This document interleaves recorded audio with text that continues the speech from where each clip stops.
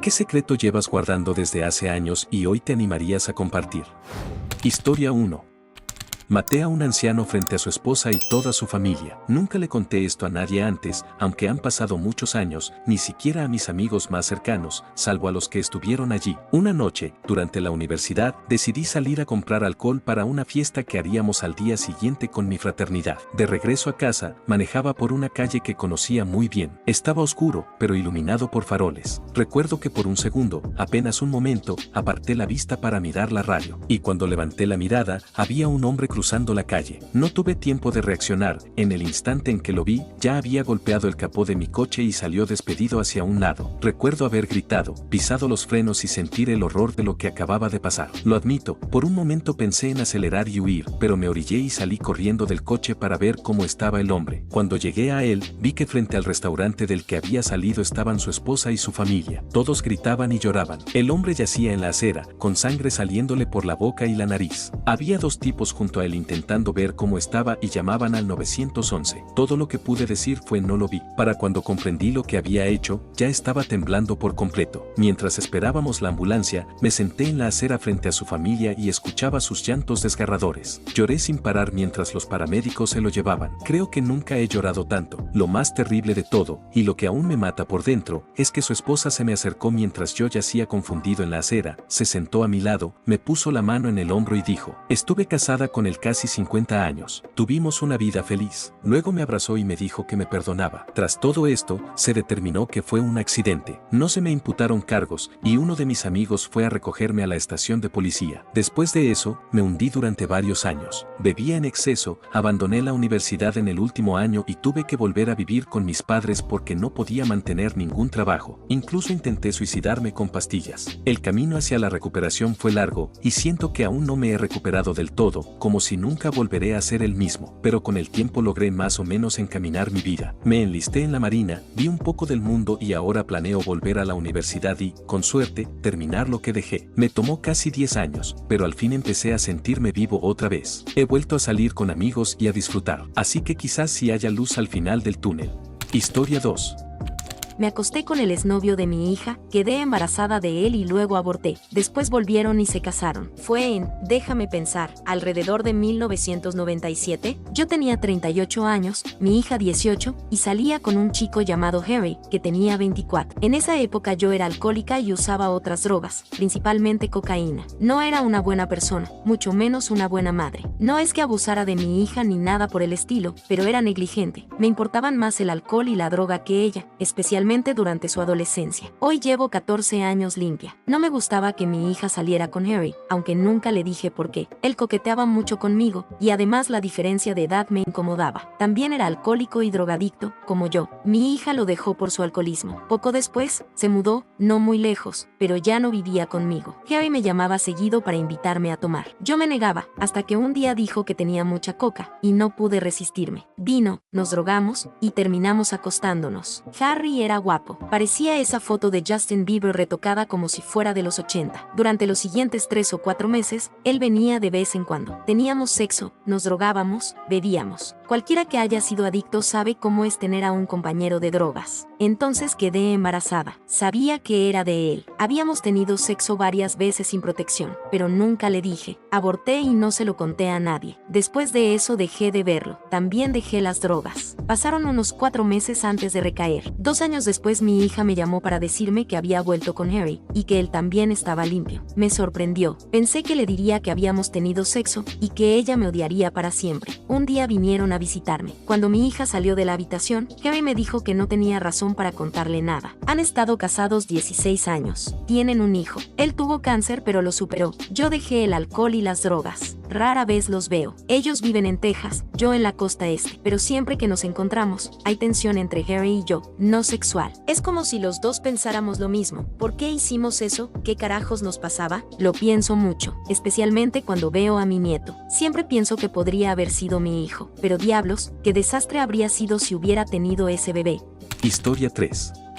Cuando tenía 18 años estuve 2 años metida en la heroína. Nadie lo sabía, excepto mi dealer. Mi primer encuentro con esa porquería fue muy raro. Me engañaron. Antes de eso, había esnifado pastillas, y en una fiesta un tipo me dio esta droga diciéndome que era un opiáceo. Esto fue en 2002, antes de que empezaran a cortar muchas pastillas y otras cosas con todo tipo de sustancias. La fiesta era medio rara, no conocía a casi nadie, casi todos eran mayores y venían de Nueva York. De cualquier modo, cuando me metí esa cosa, sentí que era 100 veces más fuerte que cualquier opiáceo que hubiera probado. La sensación era increíblemente buena. Ojalá nunca lo hubiera probado, pero en ese momento estaba tan borracha que habría probado cualquier cosa. Ya drogada, supe que era heroína. Un amigo del tipo que me la dio le gritó por haberme mentido, pero a mí no me importaba. Estaba tirada en un sofá en un estado de éxtasis absoluto. En la universidad era una chica popular, pero no del tipo de chicas malas como en Heathers, sino más como la protagonista de Clueless. Usaba drogas, sí, pero sacaba buenas notas, organizaba fiestas, participaba en eventos y deportes. Todos los adultos me veían como una chica educada y correcta. Hasta yo me sorprendía de que alguien como yo pudiera tocar la heroína, pero me enganché al instante. Después me conecté con un tipo llamado Mike. Él había dejado la universidad y yo sabía que vendía. No tenía amigos y casi no hablaba inglés. Le dije que era para un amigo enfermo, lo típico. Usé una dosis mínima, como antes. Al principio lo hacía solo una vez a la semana. Sabía lo peligrosa que era esa mierda. Mis padres eran buenos, responsables, y me habrían matado si se enteraban, pero yo estaba obsesionada con la sensación que me daba. Con el tiempo empecé a usar más seguido, pero en la misma cantidad. Durante unos 8 meses mi adicción empeoraba poco a poco. Aún así, logré mantenerme funcional. Mike, mi dealer, eventualmente descubrió que yo consumía y se sintió culpable. Él no era un dealer real, también usaba y solo vendía ocasionalmente. Al final, cortó todo contacto conmigo. Al principio me sentí fatal. No podía conseguir más, y lo necesitaba con desesperación. Mis papás pensaban que tenía depresión o ansiedad. Mis amigos igual. Para conseguir más, tomé riesgos. Le dije a un chico en la universidad que un amigo buscaba dealer. Pude haber sido descubierta, pero él no dijo nada. Conseguí otro dealer, más turbio, pero con mejor producto. Volví a consumir tras un mes de abstinencia. Pagaba con lo que ganaba en mi trabajo. Recuperé tolerancia rápido. Y también volví a ser la chica popular y perfecta. Nadie, en serio, nadie, sabía nada. Solo mi dealer. Eventualmente supe que no podía seguir así. En mi cumpleaños 19, mientras mis amigos querían celebrarme y mis padres querían llevarme a cenar, fingí estar enferma solo para quedarme en mi cuarto drogándome todo el día. Ese fue el punto de quiebre. Una semana después recaí. 5 días después de la última dosis, logré estar sobria otra vez. Pasaba los días en mi cuarto o en el parque. Falté a muchas clases. Mis padres no sabían qué pasaba. Después de muchos intentos, logré estar limpia por 5 meses. Un día tomé 2 analgésicos de mi mamá y estuve cerca de recaer, pero no lo hice. Con el tiempo, la urgencia desapareció. Nunca volví a usar opiáceos. Tampoco le conté nunca a nadie, ni a mi esposo actual, ni a mis padres. Sinceramente, es raro recordar todo esto ahora. Yo no era el estereotipo de una adicta a la heroína, pero lo fui.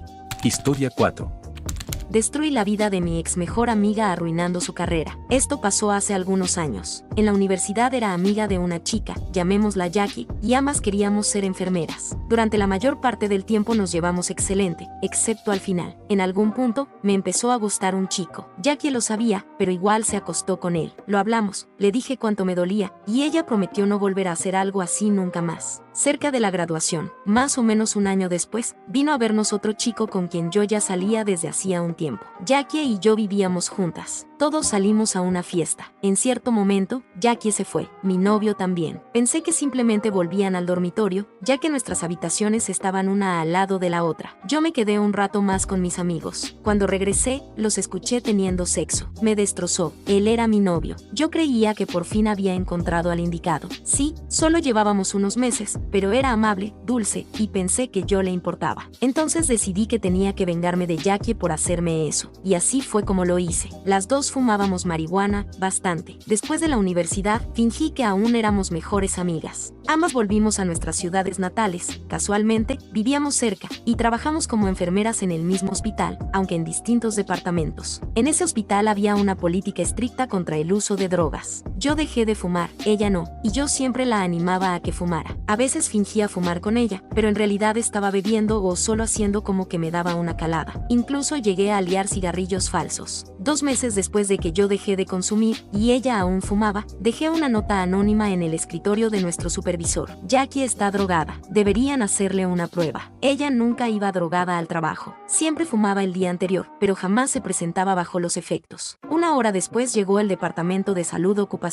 Hicieron prueba de drogas a todo el personal, doctores, enfermeros, administrativos, personal de limpieza, todos. Si te negabas, era motivo de despido inmediato. Jackie me escribió un mensaje. Tenemos que hablar. Estaba hecha un mar de nervios en la sala de descanso. Corrí hacia ella, fingí que no sabía nada y la tranquilicé. Todo va a estar bien, no tienes de qué preocupar. 1 semana después la despidieron. Incumplió la política de drogas al no pasar el test, lo que llevó a su despido inmediato. La incluyeron en la lista negra del hospital y de todos los hospitales cercanos. Y como estábamos en el estado de Nueva York, donde en ese momento la marihuana era una sustancia controlada, la cosa fue peor aún. Solo trabajamos unos meses en ese hospital. Y ahora, solo pudo conseguir trabajo en una pequeña clínica local como enfermera de recepción. Gana alrededor de 1/4 parte de lo que podría estar ganando. No la contratan en ningún otro lado. Tal vez en otro estado podría, pero no lo sé. ¿Me arrepiento? Sí, fui una completa imbécil, me pasé. ¿Se lo confesaré algún día? Probablemente no. Pero, ¿el karma es una perra? Absolutamente. Historia 5. Odio mi vida, odio a mi hijo, estoy resentido con mi familia, estoy resentido con mis parientes, estoy resentido con mi esposa, me odio a mí mismo. Nunca quise tener hijos, pero tampoco era totalmente contrario a la idea. Me casé, mi esposa sabía cómo me sentía respecto a los niños. Cuando estábamos comprometidos, le dije, tal vez tengamos uno, pero definitivamente no más. Pero cuando mis amigos empezaron a tener hijos, mi postura cambió un poco, me incliné más hacia no tenerlos. Algunos tenían hijos adorables, otros, problemáticos. Incluso los más tranquilos me parecían una carga inmensa. Tiempo después, la hermana de mi esposa falleció. De repente, para ella la familia se volvió algo súper importante. Lo entiendo, pero mi respuesta respecto a tener hijos seguía siendo no. Aún así, mi esposa insistía e insistía hasta que me convenció. El trato era que sus padres venderían su rancho y se mudarían a nuestra calle. Me convenció. Qué estúpido fui. Me dijeron que no me preocupara por los sacrificios o la pérdida de mi vida personal, porque los abuelos estarían ahí mismo y serían como los padres ideales que el niño necesitaría. Como su hermana había muerto, ella era la única esperanza de darle nietos a sus padres. Mi esposa y sus padres me manipularon muy bien. Me convencieron con argumentos sólidos. Sus papás tenían poco más de 50, estaban saludables. Dijeron, estaremos ahí cuando nazca el bebé y tendremos energía para cuidarlo. Me vendieron una fantasía al estilo Disney, donde yo sería un buen padre y proveedor, como esos padres de los años 50 cuya esposa hacía todo el trabajo duro. Todo eran ventajas, sin ningún inconveniente, ¿verdad? Genial, me pareció bien. Y ahora la realidad. Han pasado 11 años. Mi hijo tiene trastorno oposicionista desafiante. Eso significa, en resumen, que tu hijo es un pequeño cabrón agresivo, vengativo, cruel y que constantemente busca pelear. No porque no sepa comunicarse, no por hipersensibilidad, solo porque sí. ¿Y los abuelos? Dicen que es demasiado para ellos. No han ayudado más de un día al mes en casi 7 años. Y aquí estoy yo, sentado en Reddit desde mi laptop, usando internet móvil, en el estacionamiento de un parque, después del anochecer. Hoy llegué a casa del trabajo y me enteré de que mi hijo le escupió a la manija de la puerta de los vecinos. ¿Motivo? Para que se enfermaran. ¿Por qué quería eso? Porque su paquete de Amazon fue entregado por error a su casa y los vecinos esperaron hasta la tarde para llevárselo. Cuando se le pidió que no hiciera eso, se subió al ático y orinó sobre una caja que contenía recuerdos de mis padres, quienes murieron antes de que yo cumpliera 20 años. Salí de la casa y me senté en el coche. No sé si voy a volver a entrar. Y no necesito consejos. Esto no es falta de disciplina ni mala crianza. He leído todos los libros. He trabajado turnos de 6 días a la semana durante 10 años para pagar decenas o cientos de miles de dólares en terapeutas, conductistas, consejería, programas, lo que sea. Al final, todo es culpa mía. Soy un cobarde. Sabía que no quería hijos, pero me convencieron porque no tuve agallas. Y aquí estoy, tengo 45 años, sentado llorando en mi coche en un parque. Mi consejo para otros hombres y mujeres: tengan hijos solo si los desean al 1000%. No escuchen a los que dicen te ayudaremos. Ellos ayudan si el niño es feliz, alegre y obediente, no si pariste al mismo demonio. Historia 6.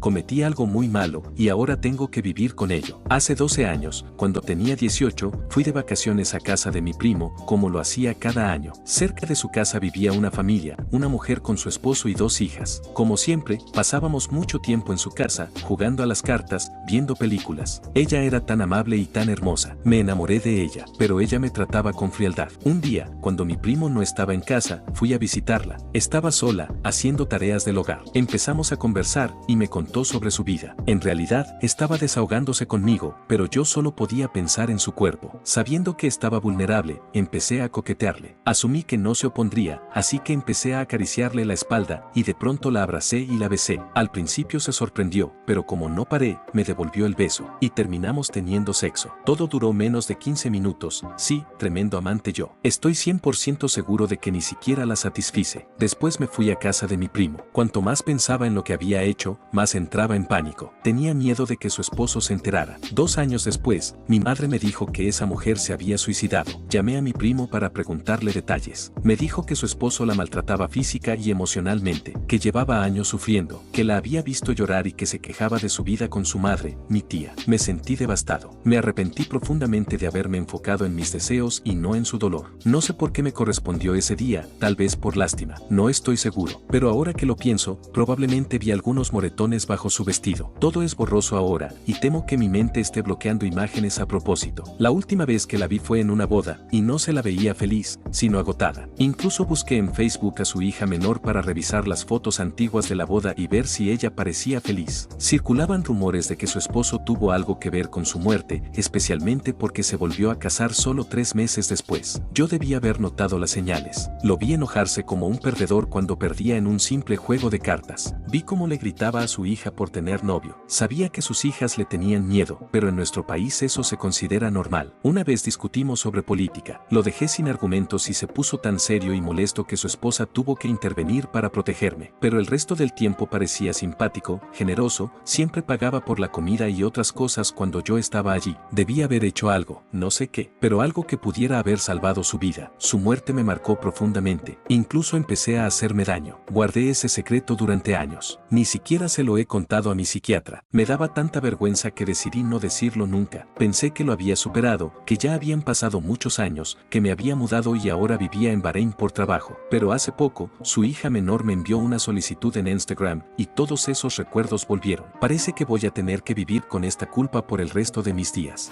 Y hasta aquí el video de hoy. Espero les haya gustado. No olviden comentar una anécdota o experiencia similar que hayan vivido con el tema del video de hoy. Dejen su like, compartan si les gustó el video y por último no olviden activar la campanita para no perderse ninguno de nuestros videos. Un abrazo y hasta luego.